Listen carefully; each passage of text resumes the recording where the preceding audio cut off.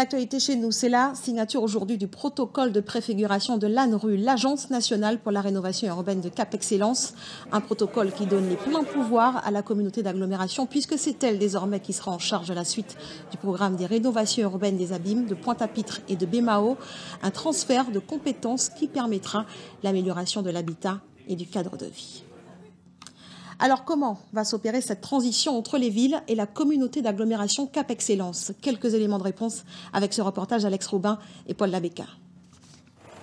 Garder le cap de l'excellence en poursuivant avec rigueur et efficacité la politique de rénovation urbaine.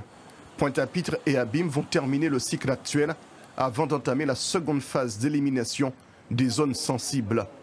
Un vaste chantier à l'épreuve de la politique communautaire désormais. Nous avons décidé de porter ce projet dans l'agglomération ensemble pour satisfaire les impératifs de ce projet, évidemment, la cohésion sociale, l'aspect environnemental et aussi le développement humain et le développement économique, porteur d'emplois, ce qui est éminemment notre obsession ici, évidemment, dans ces quartiers dépourvus d'emplois qui ont besoin d'intégration sociale. Pour l'instant, les villes gardent la maîtrise d'ouvrage des opérations en cours.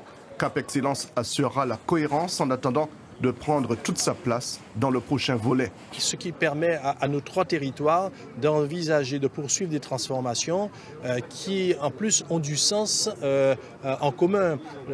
Maintenant, chacune des transformations qui sont portées sur nos territoires n'a pas vocation à servir que le quartier, voire la ville, mais servir l'agglomération, voire la Guadeloupe. Oubliez les tergiversations du début, Bémao est désormais au programme. La commune rejoint Pointe-à-Pitre et Abîmes à travers les quartiers de veille active. Ils sont au nombre de 5 sur le territoire bémaotien. Nous voulons travailler sur tout ce qui concerne l'assainissement, que ce soit la problématique des eaux usées ou la problématique des eaux pluviales. Parce que quand il pleut ici, il y a de l'eau qui monte. Il y a de l'eau qui monte chez les habitants, il y a des inondations.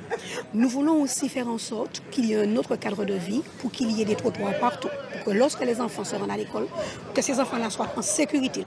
Les schémas sont en place, la nouvelle gouvernance aussi. Reste à régler quelques détails du financement, surtout avec la volonté régionale de vouloir réduire sa participation.